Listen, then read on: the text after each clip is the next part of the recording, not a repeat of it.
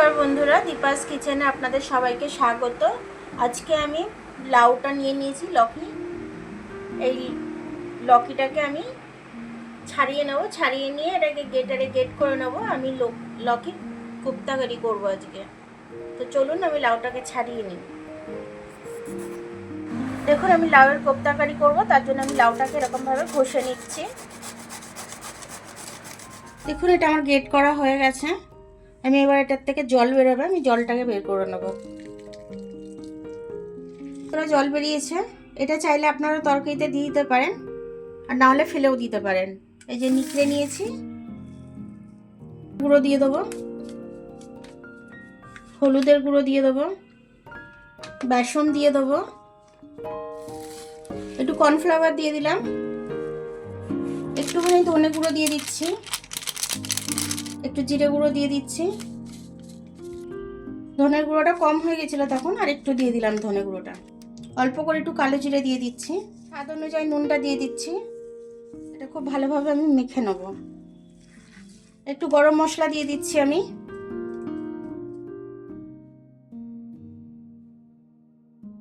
তেলটা গরম হতে দিয়েছি, গরম হয়ে যাক, তারপরে আমি কোপ্তাগুলো ছেড়ে দেবো। এরকম গোল গোল করে দিয়ে দিচ্ছি। এটা লাল লাল করে ভেজে নেবো আমি। দেখুন, আমার লাল লাল করে ভাজা হয়ে গেছে, খুব সুন্দর লাল হয়েছে আমার। এরকম লাল লাল করেই ভেজে নেবেন আপনারা। তেজপাতা, ডালচিনি, লবঙ্গ দিয়ে দিলাম, একটু জিরে দিয়ে দিলাম, 1 চামচ মতো একটু বেসন দিয়ে দিলাম। বেসনটা দিলে খেতে খুব সুন্দর হবে, আর গ্রেভিটাও খুব ভালো হবে। ওই জন্য 1.5 চামচের মতো আমি দিয়ে দিলাম।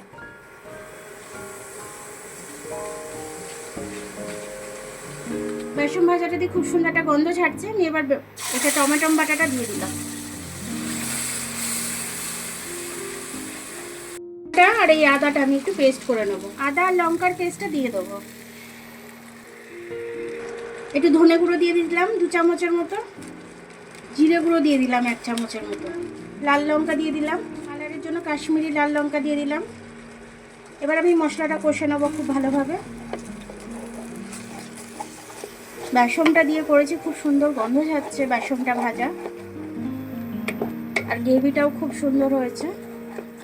মশলাটা দিয়ে একদমই কাঁচা গন্ধ ছাড়ছে না, আর এমনিও তেল ছেড়ে দিয়েছে মশলাটা দিয়ে।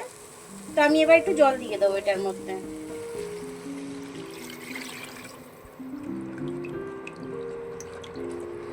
স্বাদ অনুযায়ী একটু নুন দিয়ে দিচ্ছি আমি এটার মধ্যে। মশলা কষার সময় আমি একদমই নুন দিইনি, তার জন্য এখন একটু নুনটা দিয়ে দিলাম ঠিক মতো। ঝোলটা একটু ফুটে যাক, ততক্ষণ আমি একটু চাপা দিয়ে দিই। আমি হলুদটা দিতে ভুলে গেছিলাম, একটু হলুদ দিয়ে দিচ্ছি আমি। ঝোলটা আমার ফুটছে, কোপ্তাগুলো আমি দিয়ে দেবো। লাউয়ের কোপ্তাগুলো সবকটা দিয়ে দিলাম। নিরামিষ তরকারিতে একটু চিনি দিতে হয়, পেঁয়াজ দিইনি আমি। একটু স্বাদ ব্যালেন্স করার জন্য চিনিটা দিয়ে দিলাম। একটু গরম মশলা দিয়ে দিচ্ছি।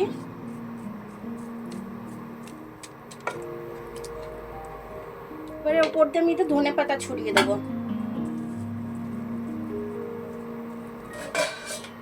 এবার আমি এটাকে ফুটতে দেব। এবার ঢাকনাটা খুলে আমি একটু দেখে নেব।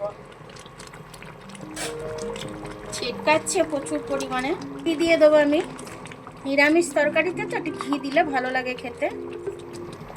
ঘিটা দিয়ে দিলাম আমি। দেখেই বুঝতে পারছেন আপনারা কত সুন্দর হয়েছে এটা। এটা খেতেও কিন্তু খুব সুন্দর হয়েছে, একদম খুব সুন্দর হয়েছে। আপনারা এরকমভাবে করে অবশ্যই খাবেন। হয়ে গেছে, আমি নামিয়ে নেব। দেখুন, আমার লাউয়ের কোপ্তা কারিটা খুব সুন্দরভাবে হয়ে গেছে। আপনারা এরকম করে অবশ্যই খাবেন।